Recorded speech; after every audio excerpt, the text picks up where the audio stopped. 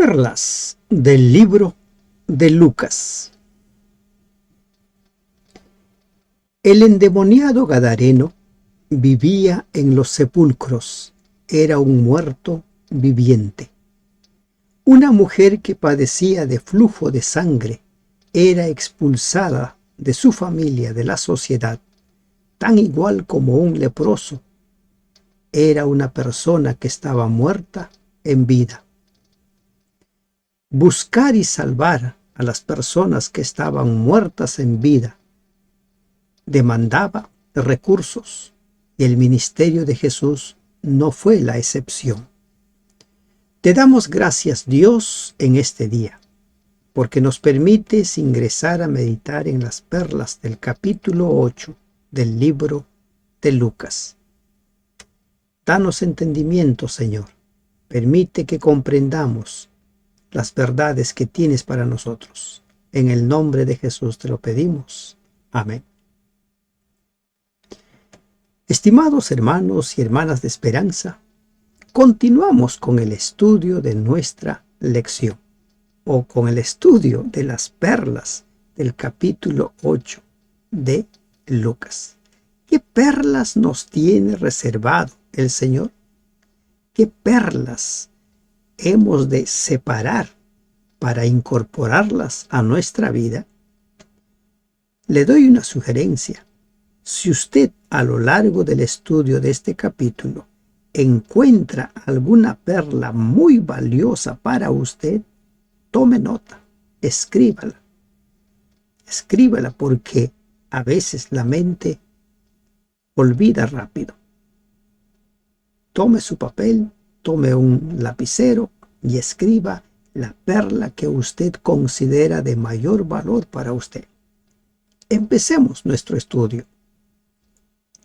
Aconteció después que Jesús iba por todas las ciudades y aldeas, predicando y anunciando el evangelio del reino de Dios, y los 12 con él. Esa era la razón de ser de la encarnación de Jesús. En este capítulo 8, Lucas nos va a empezar a describir la segunda vez que Jesús va por Galilea, el segundo viaje misionero de Jesús por la región de Galilea. ¿Y cuál era el mensaje? Anunciar el evangelio del reino de Dios. Llamar a las personas al arrepentimiento, invitar a las personas a volver a rescatar las verdades anunciadas por los profetas. Recuerden que Jesús no vino a traer una nueva verdad, no vino a traer un nuevo evangelio. Jesús viene a rescatar, a restablecer la verdad del escrito. Está en contraposición con las costumbres, las tradiciones que habían impuesto los líderes religiosos. Pero esta tarea de buscar y salvar, esta tarea de viajar de pueblo en pueblo, requería de un equipo auxiliar y de recursos. No eran solo los 12 apóstoles a quienes había llamado, y Jesús mismo, los que cumplieron esta tarea. Cuando ustedes revisan los escritos del apóstol Pablo, al final de cada carta, él menciona al grupo de colaboradores. Un equipo misionero exitoso requiere de grupo de colaboradores. Y algunas mujeres que habían sido sanadas de espíritus malos y de enfermedades, María, que se llamaba Magdalena, de la que habían salido 7 demonios. Hubieron mujeres que sirvieron a Jesús, que apoyaron a Jesús, formaron parte del grupo de apoyo, del grupo auxiliar. Hablando en términos teatrales, los que estaban detrás del telón. Los que no salen a escena sino más. Pero Lucas ahora nos presenta a estas personas. ¿Y a quién nos habla? ¿De quién nos habla primero? De María Magdalena. Y dice que de María Magdalena el Señor había sacado 7 demonios. La única ocasión en la cual nosotros encontramos un viaje de Jesús por Magdala nos lo refiere Mateo 15:39, que Jesús llegó a la región de Magdala. Recuerden que en aquellos tiempos las personas no tenían un apellido como nosotros lo tenemos hoy en día para identificarnos. Como había muchas Marías que seguían a Jesús, a ella se la llama María Magdalena, posiblemente porque procedía de Magdala. Otros, los que consideran que María, la hermana de Lázaro, es María Magdalena, refieren que posiblemente tras caer en pecado, María, la hermana de Lázaro, se refugió, vivió un tiempo en Magdala y por esa razón se la llama María Magdalena. Pero esa es una versión. La Biblia no identifica plenamente a María, la hija o la hermana de Lázaro, con María Magdalena. De ella salieron 7 demonios. Pero además de ella está Juana, mujer de Chuza, intendente de Herodes, y Susana, y otras muchas. Y he aquí esta última frase que a veces pasa desapercibido para muchos. Le servían de sus bienes. Estas mujeres no solo daban un tiempo de ellas para apoyar el ministerio de Jesús, sino también servían con sus bienes, con sus recursos, ayudaban a que el fondo no se agotara. Recuerden lo que dice Juan capítulo 13, versículo 29 y Juan 12, 6. El grupo de Jesús tenía un tesorero, había un fondo para cubrir las necesidades. ¿Qué perla estamos encontrando aquí? La obra misionera requiere de un equipo de colaboradores, pero también requiere de fondos, de recursos económicos para poder llegar a cumplir con el objetivo. ¿Y cuál era el objetivo de Jesús? Buscar y salvar lo que se había perdido. Si usted gusta sumar, restar, hacer cuentas, considere cuánto de dinero necesitaría usted hoy para alimentar a un grupo de solo de 13 personas. Solo para alimentar. Ni qué decir las necesidades básicas. Las personas no solo comemos, ¿verdad? ¿Cuánto dinero necesitó el grupo de Jesús para cumplir con la misión de buscar y salvar?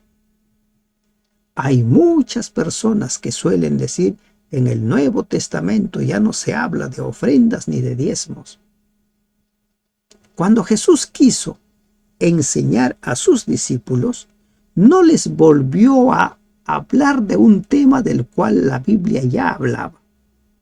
Cuando quiso enseñar a sus discípulos que estaban desanimados porque Él había muerto, Jesús no les habló un nuevo evangelio. Tomó las Escrituras y, como dice el mismo Lucas, que vamos a ver capítulos más adelante, desde Génesis en adelante, le fue enseñando lo que dicen las Escrituras, lo que escribieron los profetas sobre su ministerio. El sostén, el plan de Dios para sostener la iglesia sobre diezmos y ofrendas está establecido. Y lo que encontramos es que siempre un grupo que va a cumplir una misión, que va a evangelizar, necesita recursos. Los viajes misioneros de Pablo requirieron de recursos. Primera de Corintios capítulo 9, versículos 1 en adelante. Filipenses capítulo 4, versículo 16 o los versículos 10 en adelante. Pablo habla acerca de la necesidad de recursos y cómo es que a él le enviaban recursos. Por ejemplo, en Filipenses habla sobre los hermanos de Tesalónica. La iglesia del tiempo del fin también requiere recursos. Toda persona que está involucrada en la proclamación del Evangelio requiere de recursos para cumplir esa misión. Y estas mujeres dieron su tiempo y dieron sus recursos para la obra del ministerio de Jesús. Los versículos 4 al 15, Lucas nos presenta una historia que ya conocemos, la parábola del sembrador. Pero Lucas le va a dar un toque muy particular. Dice, juntándose una gran multitud, los que de cada ciudad venían a él, les dijo por parábola. ¿Qué es una parábola? Una parábola es una forma de ilustrar un mensaje. ¿Para qué se usan las ilustraciones en nuestros tiempos? Para que las personas entiendan mejor el mensaje, ¿verdad? Si usted es un docente, si usted es un maestro, si usted se dedica a enseñar, con seguridad que usted tiene métodos, que usted tiene herramientas para ilustrar sus enseñanzas. La gran mayoría de las personas aprende mejor, capta mejor el mensaje cuando se los ilustra. Y Jesús usaba las parábolas. Y las parábolas que usaba Jesús estaban basadas en hechos muy conocidos, muy familiares para la gente. Por ejemplo, la siembra. El sembrador salió a sembrar su semilla. Esta figura todos lo conocían. La gran mayoría de los habitantes de Jerusalén, de Judea, los israelitas, conocían esta figura del sembrador y la semilla. Salió a sembrar y mientras sembraba una parte cayó junto al camino y fue hollada y las aves del cielo lo comieron. Es impensable cómo es que la semilla puede caer en el camino. Para que eso suceda, o el sembrador está muy despistado, o es que el sembrador arroja la semilla, lanza la semilla, como cuando se siembran los cereales, ¿no? Uno lanza. No es lo mismo sembrar los cereales que sembrar, por ejemplo, el maíz o la papa, que hay que ir colocando de a uno en uno. Y aquí Jesús está dando una lección. Ya está mostrando desde el principio algo diferente. Él está buscando transmitir un mensaje. Parte de esa semilla cae en el camino. Muchas veces el Evangelio es comparado en el Antiguo Testamento como las hojas secas que caen o como el pan que es arrojado. ¿Y a dónde cae? ¿Quién puede sacar provecho de ello? Y el Evangelio es anunciado a todos, a las personas que quieren y a los que no quieren recibir el mensaje.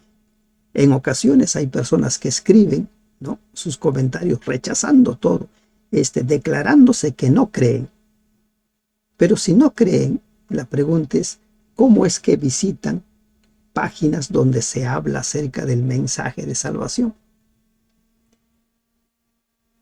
La otra parte cayó sobre la piedra. Nacida se secó porque no tenía humedad. Lucas dice, muere porque no tiene humedad. Mateo y Marcos dicen que muere porque se quemaron. ¿Se dan cuenta?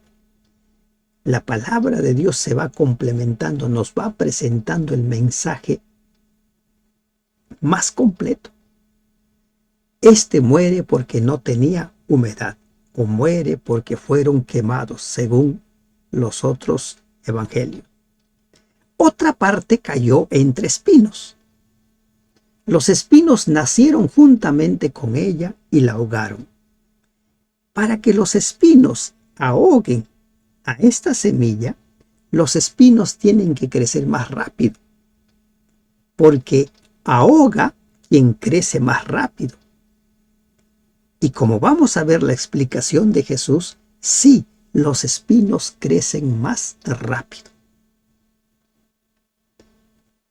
Y la otra parte cayó en buena tierra, y nació y llevó fruto a 100 por uno. Hablando estas cosas decía a gran voz: el que tiene oídos para oír, oiga. La otra parte llega hasta la cosecha. La otra parte llega hasta producir frutos. Prestemos atención a esta cuarta clase de terreno, a esta cuarta, sección, si podemos llamarlo. En los 3 primeros, la semilla no llega hasta el final, no llega a la cosecha, solo en la cuarta. Sus discípulos le preguntan: ¿qué significa esta parábola? A ellos no les quedó claro. Recuerden que los discípulos estaban en proceso de formación. Jesús le dice: a ustedes les es dado a conocer los misterios del reino de Dios, pero a los otros por parábolas, para que viendo no vean y oyendo no entiendan. Algunos, cuando leen esta parte de viendo no vean y oyendo no entiendan, lo toman muy en serio. Pero aquí, como suelo decir, si estuviéramos en nuestros tiempos, iría acompañado esta última frase con caritas irónicas. Aquí hay cierta ironía, porque el plan de Dios no es que la gente no entienda el Evangelio. El plan de Dios no es que la gente se pierda. Ezequiel 18:31, si es que no recuerdo mal, dice lo siguiente, es 18:32, porque no quiero la muerte del que muere, dice Jehová el Señor, convertíos pues y viviréis. Dios no quiere la muerte del impío. Dios nos ha creado para que vivamos. A las personas, a sus discípulos, Jesús les hablaba, les iba explicando los misterios del reino, aunque ellos tampoco entendían. Recuerden cuántas veces les habló acerca de que debía morir, tenía que morir, tenía que ser ultrajado, maltratado, rechazado, muerto y resucitado el tercer día. Y tampoco ellos querían entender o no pudieron entender. Cuando digo no querían entender, es porque a veces nuestros conocimientos previos, preexistentes, se imponen y ahogan la verdad. Entonces a ellos empieza ahora a explicarles esta parábola. La parábola dice: la semilla es la palabra de Dios. Entiendan. Recuerden que Jesús está hablando acerca del reino de Dios. Cada una de sus ilustraciones tienen como finalidad describir el reino de Dios. Ese es, si cabe la palabra, el primer secreto o el primer tip para empezar a descifrar las parábolas. Nunca tome una enseñanza de Jesús fuera del reino de Dios, porque Él está buscando enseñar en qué consiste el plan de salvación. La semilla es la palabra de Dios. Y esa semilla, la palabra de Dios, se siembra en todo tipo de terreno. Es entregada a todo tipo de personas. No hay acepción de personas. Dios no hace acepción de personas. Dios no dice tú sí, tú no. Nosotros a veces seleccionamos a las personas. Bueno, este me puede escuchar, este no me puede escuchar. Por ejemplo, hay congregaciones, hay iglesias que dentro de su plan de evangelismo no incluyen las urbanizaciones o los lugares donde residen gente de poder económico. Casi siempre miran hacia lugares donde viven personas que no tienen poder económico, las personas pobres. Pero Dios no hace acepción de personas. Dios evangeliza por igual a todos, siembra por igual en todos los corazones, sea poderoso económicamente hablando o no lo sea. Sea una persona muy humilde o sea una persona muy orgullosa. Una persona de mucho éxito o una persona nada exitosa. El evangelio es para todos. Los de junto al camino son los que oyen y luego viene el diablo y quita de su corazón la palabra para que no crean y se salven. Estos pueden ser comparados con las personas de corazón duro. Por alguna razón escuchan. Como les mencionaba, de tanto en tanto escriben algunos que se declaran enemigos del evangelio, que suelen decir que estamos siendo engañados, que suelen decir que la Biblia es una mentira, una serie de cosas. Pero allí están dando vueltas. A ellos también les llega la semilla. Y ellos deciden rechazarla o no rechazarla. Y como su corazón es duro, suelen rechazarla. Y Jesús dice, esto es obra del diablo. Quita la semilla, porque a ellos no les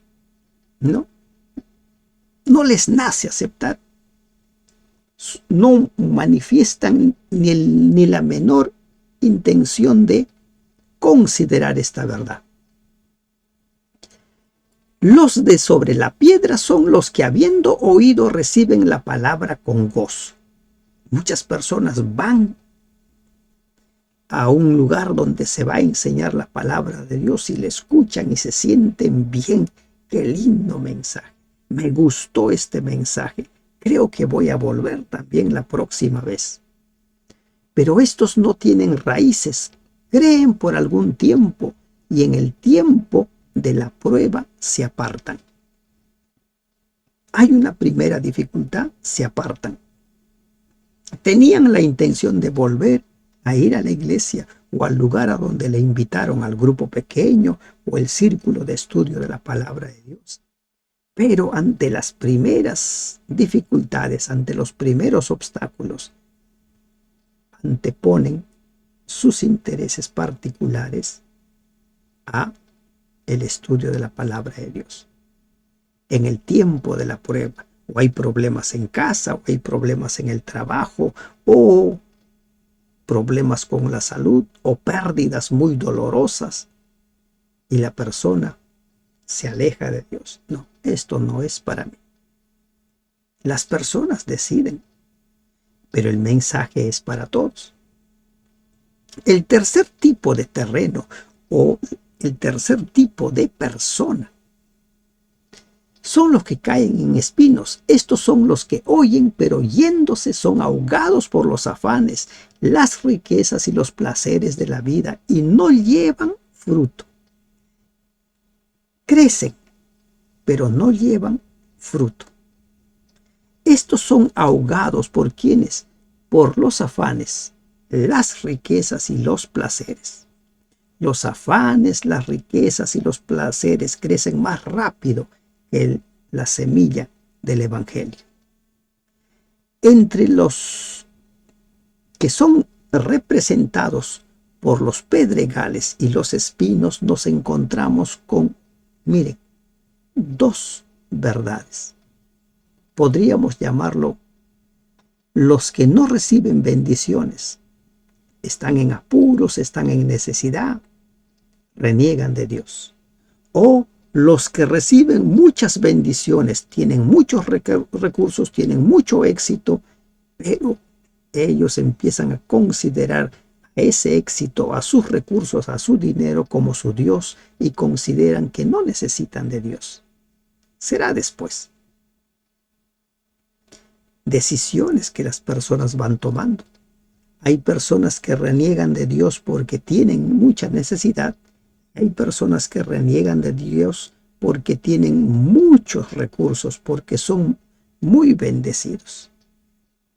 Las bendiciones, las abundancias o las carencias alejan a las personas que no ponen a Dios en el lugar que debiera ser puesto. Y recuerden, estos no llevaron frutos. El cuarto tipo de terreno son considerados o son representados con la buena tierra. Son los que con corazón bueno y recto retienen la palabra oída y dan fruto con perseverancia. Como ya hemos visto, los dos cimientos escuchan y hacen. Estos sí llegan hasta la cosecha. Estos llegan a producir frutos. Y solo estos son considerados en el lenguaje bíblico exitosos. Solo estos reciben la corona de vida. El que persevere hasta el fin, los que lleguen hasta la cosecha, los que producen frutos. Si hay una perla que hay que tener muy en claro aquí es: la corona de vida lo reciben los que perseveran hasta el fin, los que producen frutos. ¿Y qué frutos? Los frutos del Espíritu Santo. ¿Qué frutos? Muchos entienden frutos llevar almas a los pies de Cristo. Pero que una persona se bautice no es necesariamente obra nuestra, pero sí dedicar tiempo para instruir, para evangelizar, es decisión nuestra. Eso está bajo nuestro control. Preciosa perla, ¿verdad? Jesús nos presenta con qué clase de personas nos vamos a encontrar. Los que te van a escuchar y al poco rato ya no quieren saber nada. Los que te van a escuchar y cuando hay problemas ya no quieren saber nada. Los que te van a escuchar y que llevado por los placeres, por el éxito, ya no van a querer escuchar. Y los que te van a escuchar y van a poner en práctica la palabra de Dios. ¿Te das cuenta? Si tú entiendes el mensaje de esta parábola y tú eres una persona que acostumbra, que suele dar estudios bíblicos, no se va a sentir chasqueado. Sabrás que hay estos 4 tipos de personas. En los versículos del 16 al 18, la palabra de Dios nos presenta una gran perla. Nada hay oculto a los ojos de Dios. Tal como dice Eclesiastés 12:14. Dios traerá a juicio toda obra encubierta, toda obra visible, todo lo que has hecho. Nadie que enciende una luz la cubre con una vasija ni la pone debajo de la cama, sino que la pone en un candelero para que los que entran vean la luz. Ese es el propósito de la luz: iluminar, alumbrar. Y la palabra de Dios hace eso, ilumina. Te va a mostrar qué es lo que hay en tu vida. ¿Qué hay de bueno? ¿Qué hay de malo? ¿Qué necesidad tienes? Así como Pablo habla acerca del papel de los 10 mandamientos, que es mostrarnos el pecado y llevarnos a Cristo, lo mismo es con esta ilustración. La luz tiene como finalidad mostrarnos qué pecados hay en nuestra vida y nos muestra que tenemos la necesidad de ir a Jesús. Eso es la luz. Porque nada hay oculto que no haya de ser manifestado, ni escondido que no haya de ser conocido y de salir a luz. Mirad pues cómo oís, porque a todo el que tiene se le dará, y a todo el que no tiene, aún lo que piensa tener se le quitará. La palabra de Dios te va a mostrar todo, te va a revelar cómo estás viviendo. ¿Estás viviendo conforme a la voluntad de Dios o no? La palabra de Dios te va a mostrar tus pecados. Es la luz. No hay nada oculto a los ojos de Dios. Y en este versículo 18 dice: porque a todo el que no tiene, aún lo que piensa tener, se le quitará. Para entender esta última parte, recordemos la parábola de los talentos. Uno recibió 5, otro recibió 2, otro recibió 1. El que recibió 1 por el descuido, por la negligencia, lo perdió todo. Y ese 1 se le entregó al que tenía más. ¿Se dan cuenta? ¿Por qué es que se pierde todo y por qué es que se recibe más? Por la respuesta que damos nosotros a la invitación de Dios. Él nos va dando su luz. ¿Y cuál es la respuesta que usted le da? ¿Acepta lo que la luz le está revelando? ¿Se humilla ante el Señor y va ante Él o lo rechaza? Pero nada hay oculto ante los ojos de Dios. De los versículos del 19 al 21, Jesús nos da una definición de lo que es para Él familia. Para nosotros familia es el vínculo sanguíneo, padres, hijos, abuelos y luego los tíos, los sobrinos, los primos, ¿verdad? Pero esa es la definición que nosotros tenemos de familia. Hoy en día se ha ido dando otro tipo de definición de familia. Pero, ¿qué dice Jesús sobre la familia? ¿Qué es la familia? Miren, todo se da en el contexto de la visita de su madre y sus hermanos. Dice, entonces su madre y sus hermanos vinieron a él, pero no podían llegar hasta él por causa de la multitud. Y se le avisó diciendo, tu madre y tus hermanos están fuera y quieren verte, ¿no? ¿Qué es lo que quería su madre, María?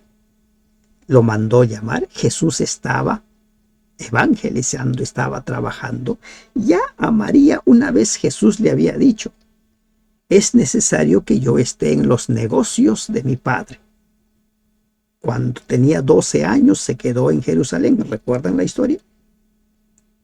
Y en aquella ocasión Jesús dejó en claro que la razón de ser de su encarnación, de su existencia, era hacer la voluntad de su Padre, estar en los negocios de su Padre. Ahora le manda llamar. ¿Y cuál es la respuesta de Jesús? Mi madre y mis hermanos son los que oyen la palabra de Dios y la hacen. Esta es la definición de familia que nos da Jesús.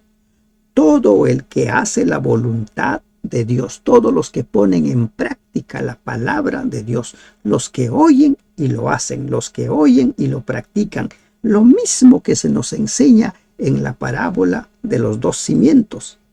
Los que siembran sobre la roca son los que oyen y hacen. Y ahora Jesús dice, son mi familia los que oyen y hacen.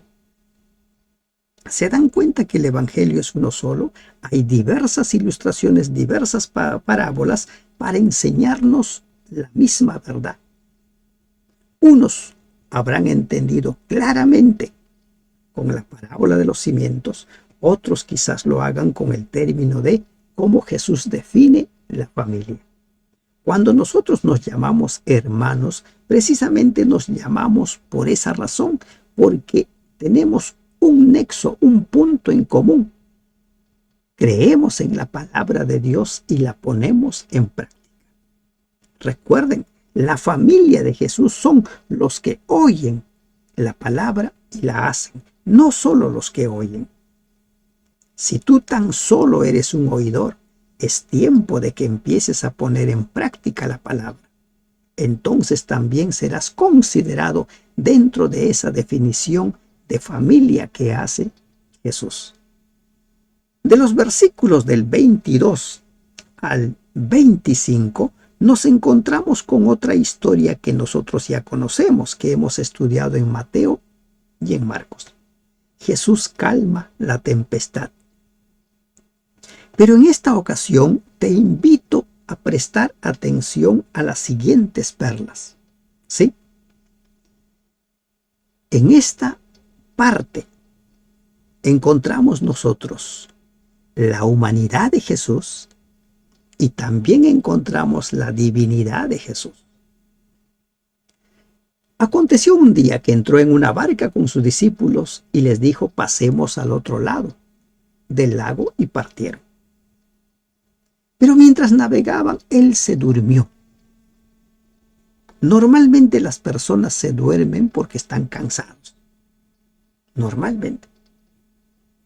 Y aquí encontramos la humanidad de Jesús. Se durmió. Y se desencadenó una tempestad de viento en el lago y se anegaban y peligraban. Empezó un gran problema.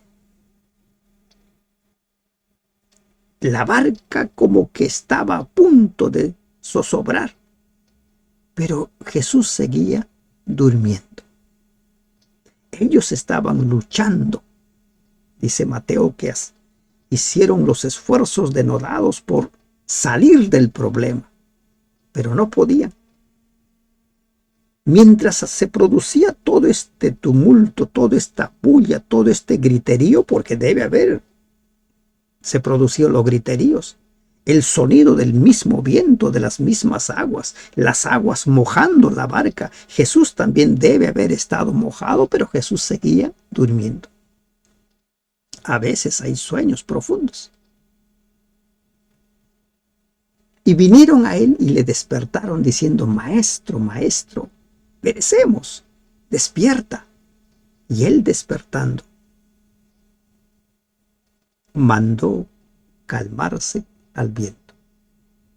Aquí encontramos la divinidad de Jesús. Poder sobre la naturaleza. Tiene el control sobre la naturaleza. La ciencia humana ha avanzado de una forma realmente exponencial, pero hasta ahora no pueden controlar la naturaleza. Los que se dedican a pronosticar el tiempo han inventado una serie de máquinas, de equipos electrónicos para predecir el tiempo, pero hasta ahora no pueden.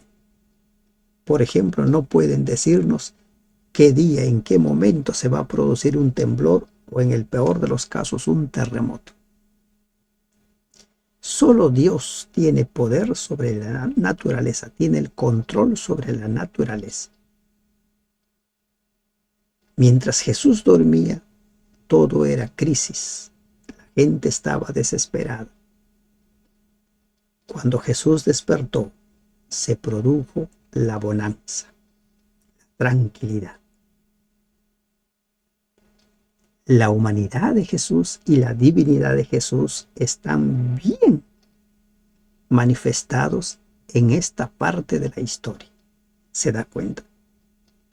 Y otra perla más que podemos sacar aquí nosotros. ¿Qué tanto esperas tú para llamar a Jesús?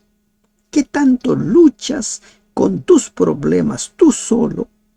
¿Y en qué momento recién vas a despertar a Jesús? ¿En qué momento recién vas a clamar a Jesús? Señor, que perezco, Señor, que me ahogo, Señor, que muero. ¿Por qué esperar tanto? ¿Por qué no despertarlo al principio del problema? Piensa en eso. De los versículos del 26 al 39 nos vamos a encontrar con otra historia conocida. Pero antes, Jesús les habla a estos hombres: ¿dónde está vuestra fe? Ellos, atemorizados, se maravillaron y decían: ¿quién es este que aún los vientos y a las aguas manda y le obedecen? Y aquí encontramos otra perla. Hay muchas personas que no quieren entregar su vida porque aún, según ellos, no han conocido bien a Jesús.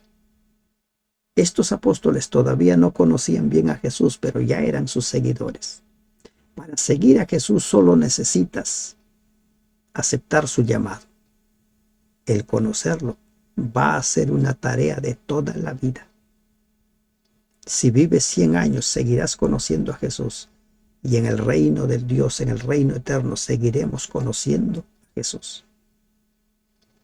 Si tu excusa para no entregar tu vida al Señor es que aún no lo conoces, no es válida esa excusa. Entrégale tu vida. La historia del Gadareno, el endemoniado Gadareno.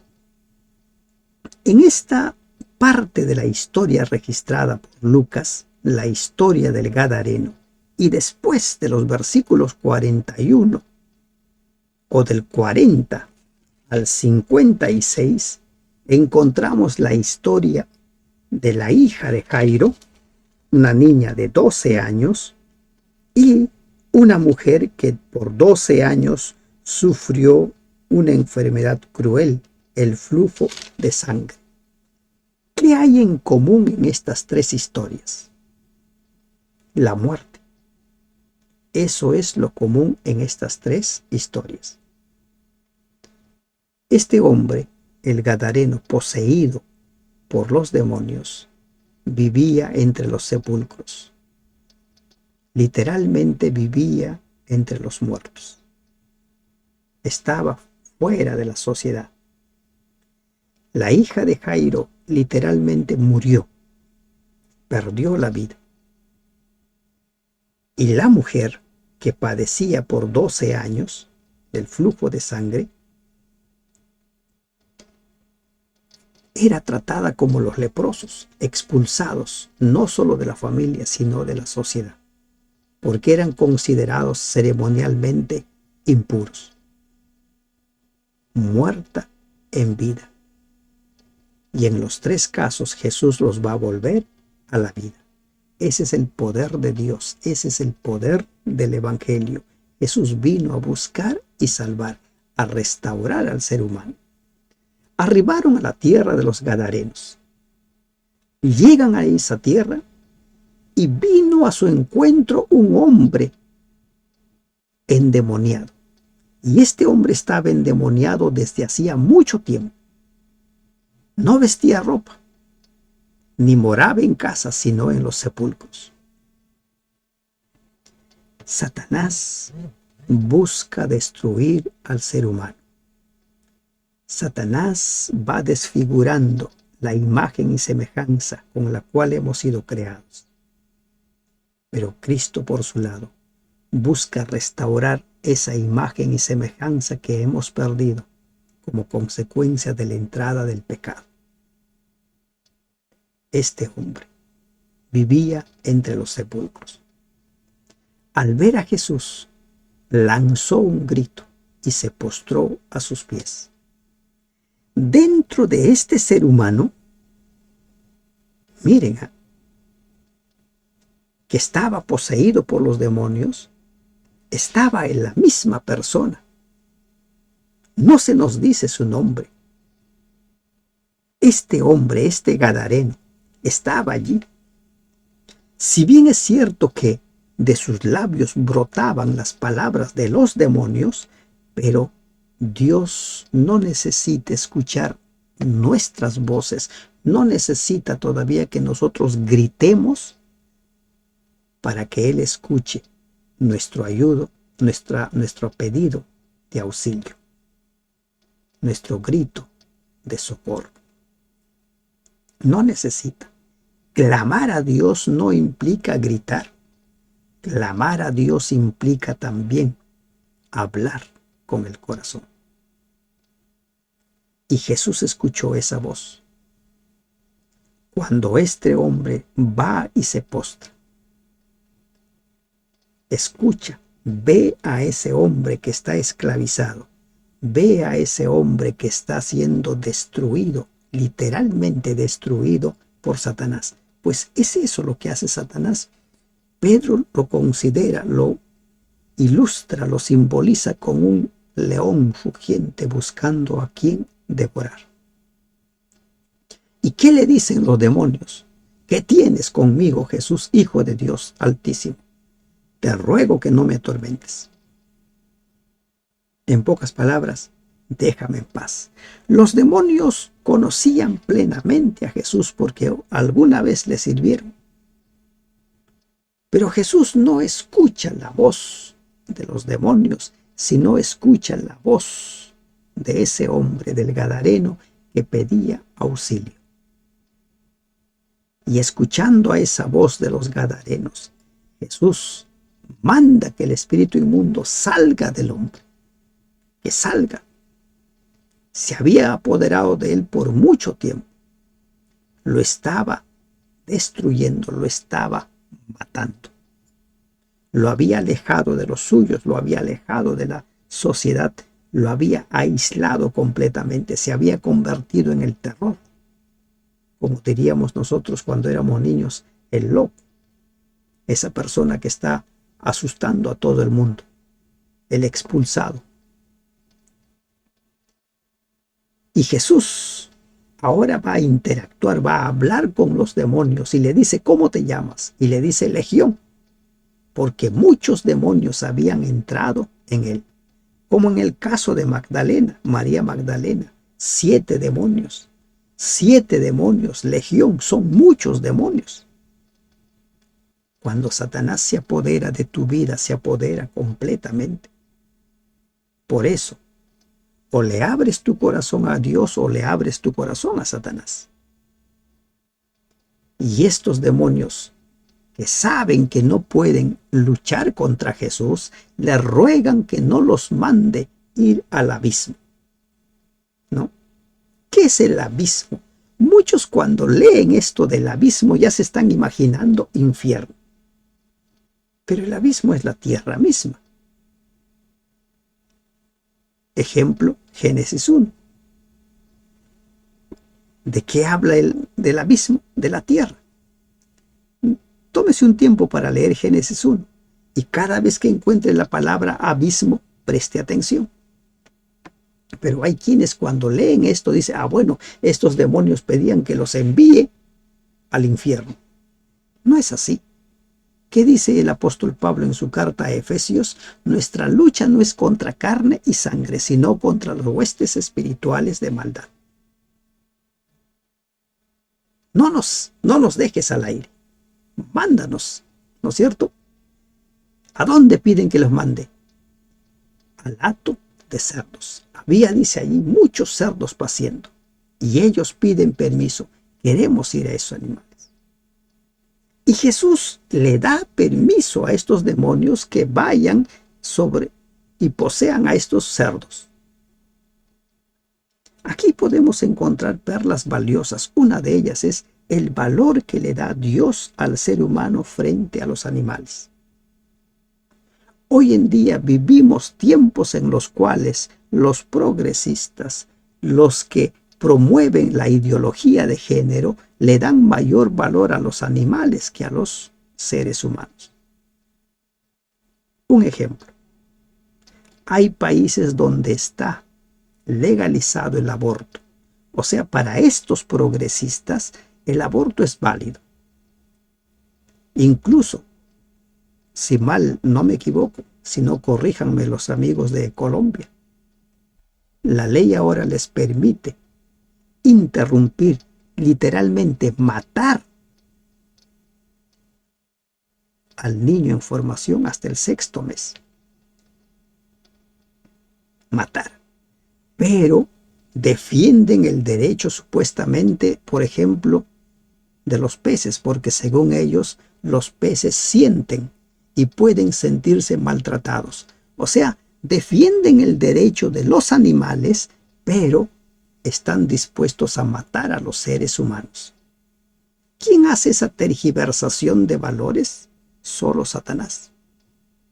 Recuerde, si usted es una de las personas que gusta de la ideología de género, esa ideología está reñida literalmente contra los principios divinos. Aparentemente buscan la igualdad, pero no buscan ninguna igualdad. Aparentemente buscan los derechos de la mujer, pero no buscan ningún derecho de la mujer. Entonces, ¿qué nos enseña Jesús aquí? El valor del ser humano frente a los animales. Jesús vino a morir por el ser humano. Con esto no estamos avalando que se maltraten a los animales. Jesús puso en las manos de Adán para que los cuide, los guarde, no solo la tierra, sino toda la creación, incluidos los animales. Pero cuando se tiene que dar prioridad, la prioridad lo tiene el ser humano. Por el ser humano es que Jesús derramó su sangre. Ante el permiso de Jesús, los demonios entran al hato de cerdos. El hato de cerdos enloqueció y se lanzaron al fondo del lago y murieron ahogados. Y ahora lo que vamos a encontrar es la reacción de los pastores y de la gente del lugar. La tergiversación del valor del ser humano. ¿Quién vale más? ¿Tu negocio o el ser humano? Como ya hemos visto en los capítulos anteriores, ¿quién vale más? ¿El sábado o el ser humano? Miren, y cuando Jesús dice que es el Señor del sábado, no está diciendo ya el sábado no sirve, sino cuando hay que priorizar, se prioriza al ser humano, la vida del ser humano, el valor del ser humano, la restauración del ser humano. Los que apacentaban los cerdos, al ver esto que había sucedido, fueron a la ciudad, no, y por los campos anunciando una desgracia. Para estos hombres esto estaba mal, para estos hombres esto era una desgracia. Salieron a ver lo que había sucedido, vinieron a Jesús, ¿y qué hacen? Encuentran al hombre que había estado poseído por los demonios, encuentran a ese hombre que vivía entre los sepulcros, a ese hombre considerado el loco, ¿no? Así lo considerábamos nosotros los niños. Completamente restaurado, ya no desnudo, sino vestido, ya no asustando, gritando, sino en su cabal juicio.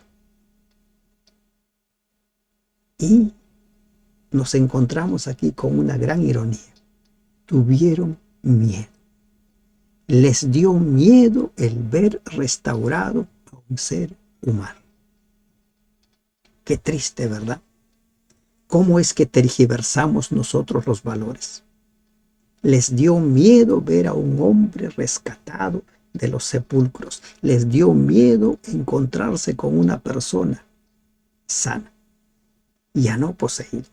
En lugar de alegrarse, en lugar de celebrar, en lugar de convocar a todos, como dice la parábola de la oveja perdida, de la moneda, ¿no? O del hijo pródigo, donde se hace una fiesta para celebrar la restauración de ese hijo que estaba perdido. No, ellos tuvieron miedo.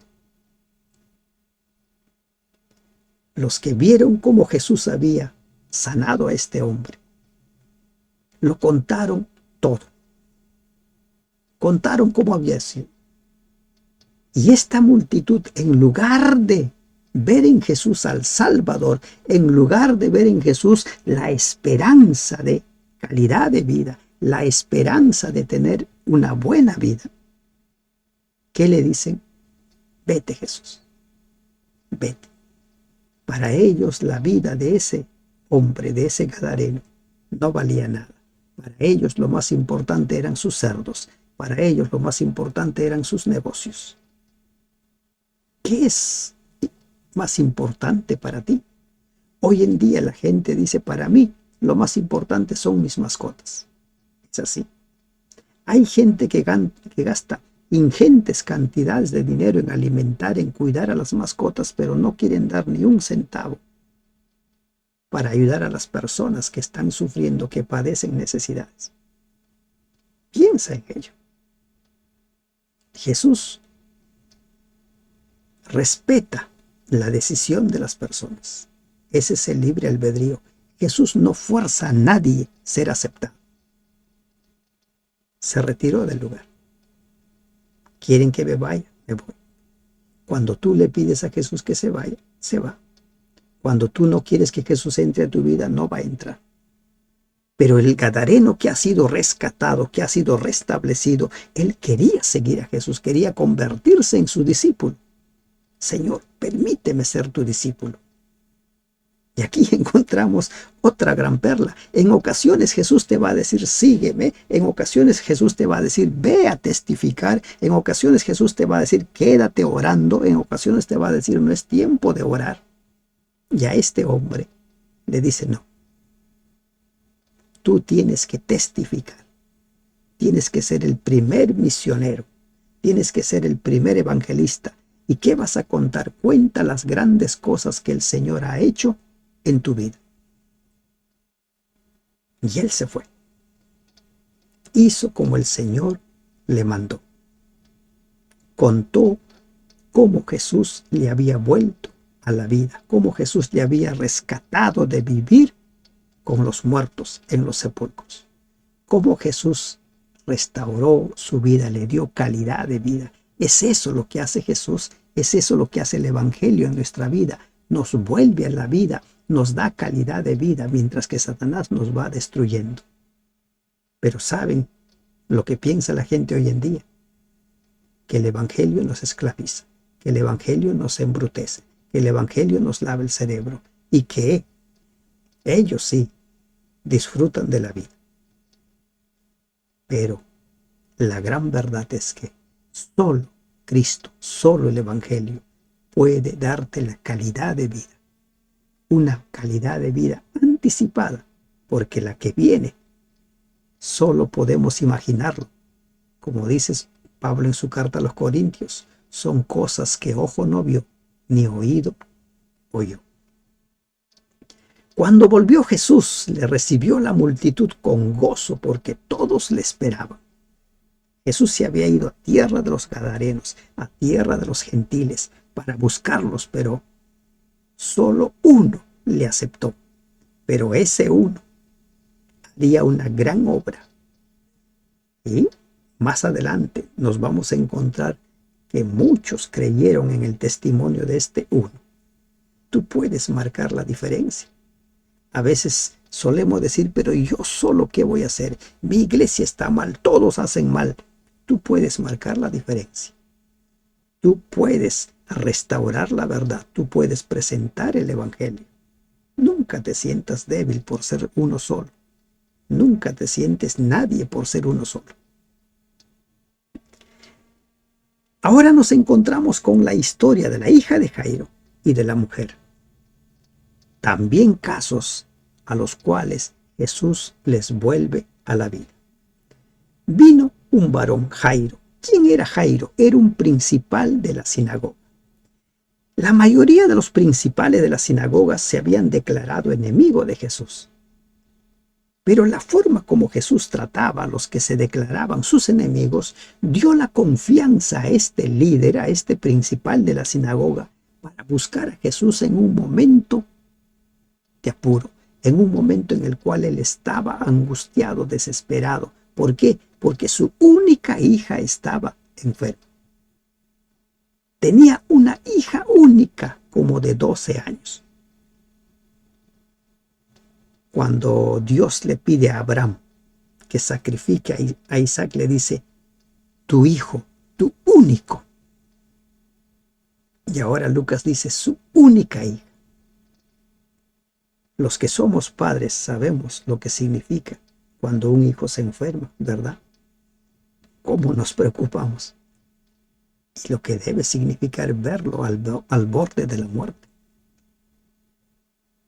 ¿Cuántos prejuicios habrá tenido este líder? ¿Cuántos peros habrá tenido? ¿Cuántos miedos? Porque los líderes religiosos habían amenazado con expulsar a todo aquel que se declare su seguidor. Pero él fue a buscar a Jesús. Sabía que Jesús no le rechazaría. Nunca dudes llegar a Jesús. Puedes sentirte el más pecador, pero Él no te va a rechazar.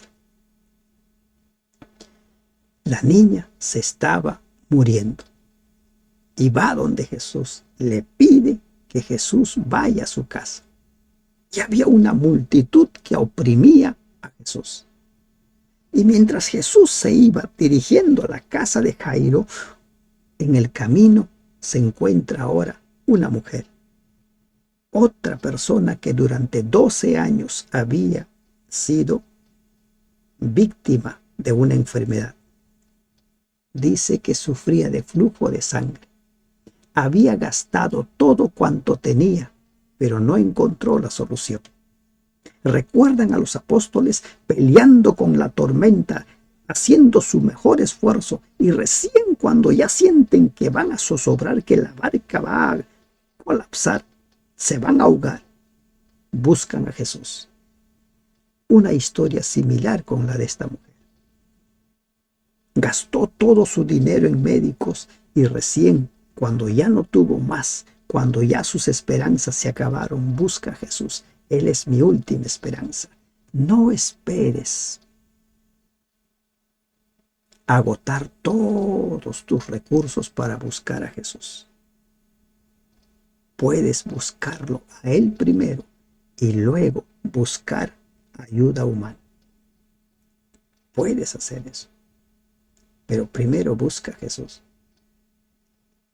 Y ella había escuchado, recuerden los milagros que nos va describiendo Lucas. Mucha gente sanada, mucha gente con la esperanza de solo tocarlo, porque de él salía poder. Ahora esta mujer, solo lo voy a tocar. ¿Cómo hizo para acercarse? Cuando una persona quiere llegar a Jesús, no va a importar los obstáculos, no va a importar todos los problemas que pueden haber. Va a ir. La gente estaba rodeando a Jesús, había una gran multitud y una mujer en la condición en la que estaba no podía llegar a Jesús. Si sufría de flujo de sangre, con seguridad que siempre podía notarse alguna gota de sangre en el camino. Y la gente lo expulsaría y la gente la botaría porque ceremonialmente era impura. Y si alguien tocaba a esta mujer se volvía inmundo hasta la noche, así era la ley. Pero ella venció todos sus miedos, todos sus peros, todos sus prejuicios. Dejó de lado todo y fue en busca de Jesús y tocó el borde del manto de Jesús. Tocó. Esa era su fe. Miren la fe en acción. Eso es fe. Buscar a Jesús a como dé lugar. Esa es la fe de esta mujer. Buscar a Jesús a pesar de los miedos, a pesar de qué dirán tus colegas. Esa fue la fe de Jairo. Esa es fe, la fe práctica. Y cuando tocó el manto, el flujo se detuvo. Sintió esa corriente de bienestar, de sentirse sano. 12 años sufriendo con esa enfermedad y con ese único toque quedó sana. Solo Jesús puede hacer eso en tu vida. Solo Él puede darte esa tranquilidad, esa paz. Así como a los discípulos les permitió disfrutar de bonanza, ahora hace lo mismo con esta mujer. No esperes agotar todos tus recursos para buscar a Jesús. Ve que ningún obstáculo, que ningún problema, que ningún pero te detenga. Cuando Jesús siente que sale poder de Él, empieza a preguntar, ¿quién me ha tocado? ¿Quién me ha tocado? Y Pedro le dice, Señor, ¿no? Como diríamos nosotros, sí, pues Señor, estás diciendo incoherencias. ¿Cómo que quién te ha tocado? Todo el mundo te está tocando. Y Jesús seguía diciendo, alguien me ha tocado, porque ese toque es un toque distinto. El toque de fe, estimados hermanos, estimadas hermanas, es un toque distinto y Dios lo distingue. Una oración de fe es una oración distinta. Un clamor de fe es un clamor distinto. Un grito desesperado de fe es un grito distinto. A todos los gritos, a todos los clamores, a todas las oraciones, a todos los toques, es distinto y Él sabe diferenciarlo. Porque yo he conocido que ha salido poder de mí. Todos se mantuvieron en silencio. Y ahora la mujer, que estaba oculta, se presenta ante Jesús y postrada a sus pies. Así como el endemoniado, postrado a sus pies, Así como Jairo postrado a sus pies, esta mujer postrada a sus pies, siempre póstrate ante el Señor. Es la mejor manera de presentarnos ante Él postrados. Es lamentable ver en las congregaciones que ya no quieren postrarse, solo paraditos.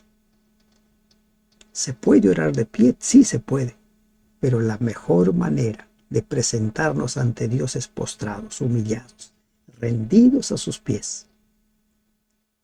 Y le empieza a contar todo lo que había sucedido con ella. Y cómo es que con ese único toque, al instante había sido sanada. Esta mujer le abrió su corazón a Jesús.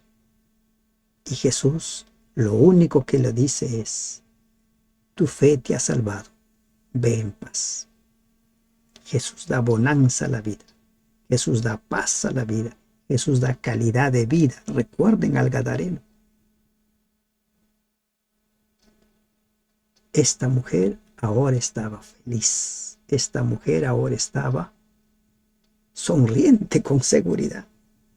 Pero mientras Jesús le dice a esta mujer: tu fe te ha salvado, ve en paz, llegan los mensajeros de Jairo. Vino, dice, gente de la casa de Jairo. Y le dice Jairo: lamentablemente tu hija ha muerto. ¿Para qué ya molestas a Jesús? ¿Qué va a hacer Jesús? Tu hija está muerta. Humanamente hablando, nadie puede hacer nada frente al drama de la muerte. Y las ironías de la vida. A veces sucede lo que sucede aquí con la mujer y Jairo. Mientras unos disfrutan, ríen, gozan, otros sufren.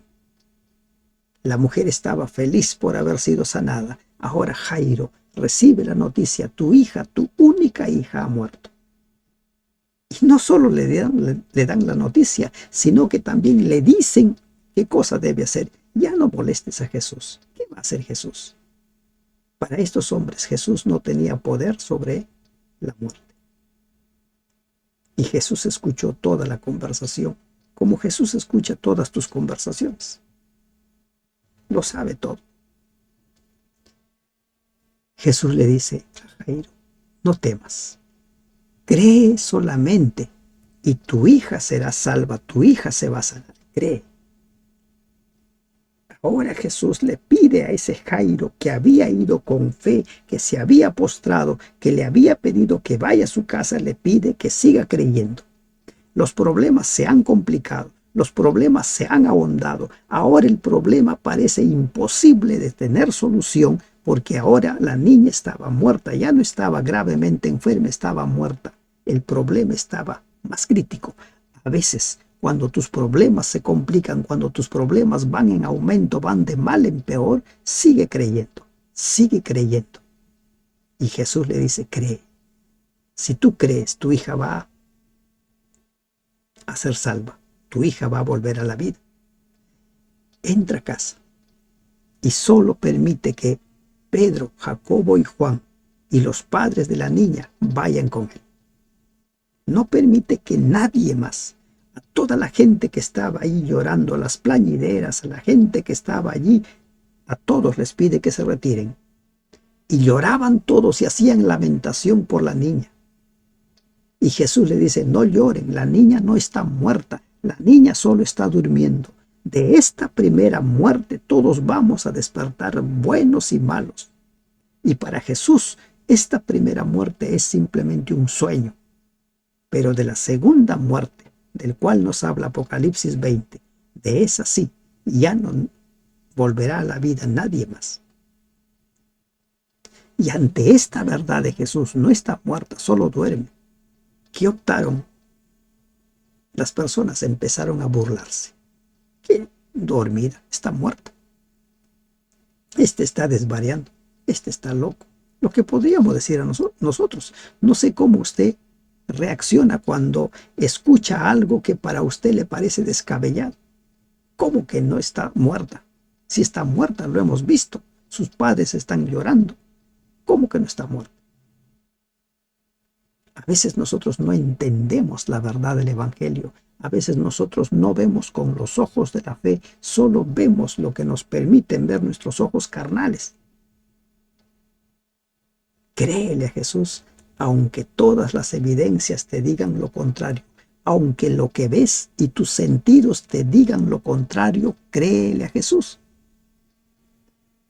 Jesús le tomó de la mano y le da una orden a la muchacha. Le dice, levántate. Entonces su espíritu volvió. Cuando la gente lee, su espíritu volvió. Dicen, ya ves, ahí está, el alma volvió a entrar. Recuerden, no somos un alma. O no tenemos un alma, somos un alma. No tenemos un alma, somos un alma. Lo que volvió a entrar en esta niña, ¿qué es? El aliento de vida, el hálito. La suma de ese hálito y la suma del cuerpo, ese cuerpo que estaba inerte ahora, eso produce el alma viviente. Somos almas vivientes. El alma que peca muere, dice Ezequiel, y vuelve a la vida. Inmediatamente se levantó y él mandó que se le diese de comer. Posiblemente estaba débil, pero el maestro sabe, dale de comer, aliméntenlo. Cuando Jesús dice que no está muerto, solo duerme, créele. Cuando Jesús te dice que no todo está perdido, créele. Cuando Jesús te dice, cree solamente. Ves que todo se va complicando, cree solamente, sigue creyendo. La niña volvió a la vida, así como el hijo de la viuda de Naín. Ahora ese gozo que había experimentado la mujer tras ser sanado de su flujo de sangre, ahora ese mismo gozo o mayor gozo, no sabemos porque cada persona disfruta de una forma distinta, los padres empezaron a sentir ese gozo. El gozo que habrá sentido el gadareno cuando fue sanado, cuando fue liberado del poder de los demonios. ¿Se dan cuenta? El gozo que sintieron los discípulos cuando vieron que todo fue calmado. ¿Se dan cuenta? Es ese gozo que el Señor nos ofrece. Para eso solo tenemos que creer en Él. Aun cuando todo se complica, cree en Él. Jesús les pide, no lo digan a nadie. Cuando leo esta parte, digo, ¿cómo es posible decir no lo digan a nadie si la gente ha estado llorando, la gente ha estado allí siendo testigos? Vieron a la niña muerta y ahora van a ver a la niña vuelta a la vida. Pero Jesús le dice, no lo hagan. Qué grandes perlas, ¿verdad? Qué preciosas verdades. Solo el Señor te puede volver a la vida. Puedes estar tú sufriendo y puedes sentirte ya muerto porque tienes muchos problemas, muchas dificultades. Cree solamente y Él te volverá el gozo y la paz que tanto anhelas. Que Dios te bendiga. Amén.